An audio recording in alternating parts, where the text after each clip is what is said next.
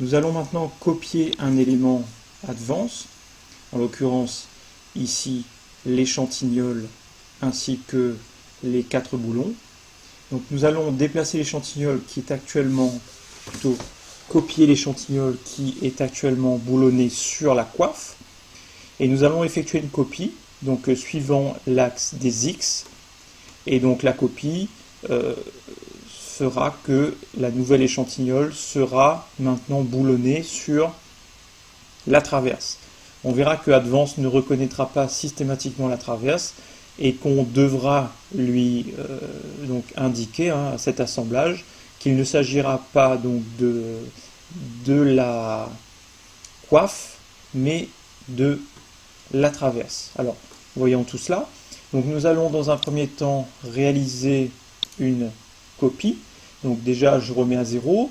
Je vais sélectionner les objets que je souhaite copier.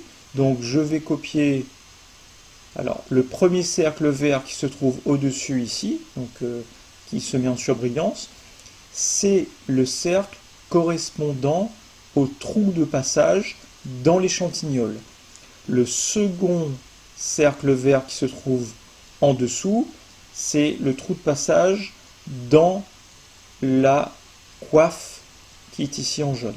Alors, je ne vais pas copier le trou de passage dans la coiffe, par contre, je vais copier le trou de passage dans l'échantillol. Donc, premier élément sélectionné, deuxième élément sélectionné, le boulon, et troisième élément sélectionné, l'échantillol. Une fois que ces trois éléments sélectionnés sont sélectionnés, je vais valider ma sélection avec le bouton droit de la souris. Voilà, donc j'ai bien 3 objets sélectionnés. Je vais rentrer donc la distance de copie dans la bonne case, donc à savoir ici, je veux réaliser une copie suivant l'axe des X.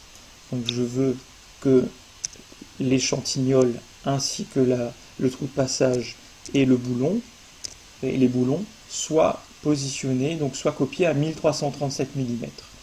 Donc je vais effectuer une prévisualisation. Voilà. Donc comme on peut le constater, mes éléments sont bien copiés. J'appuie sur la touche Entrée et je valide avec OK.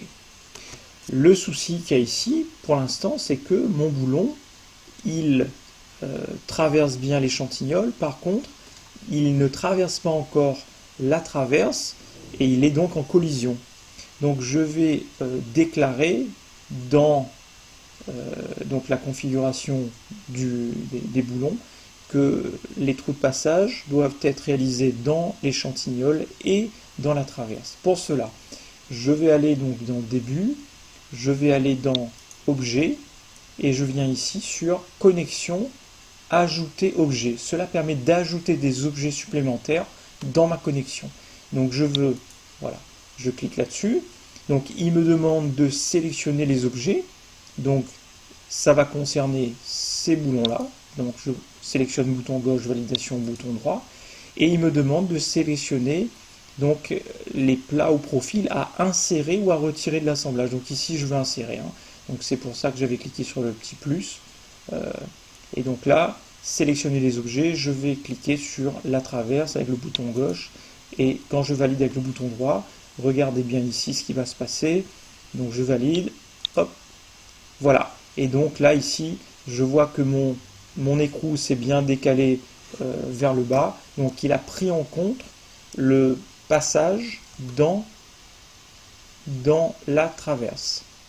Donc voilà, on vient de voir comment faire pour rajouter des éléments de connexion à un assemblage boulonné. Donc je répète, connexion ajouter objet, le petit plus qui se trouve ici, et connexion enlever objet, c'est cette icône là avec le petit moins en rouge. Voilà les deux icônes qui permettent soit de rajouter des objets ou d'en retirer à une connexion existante.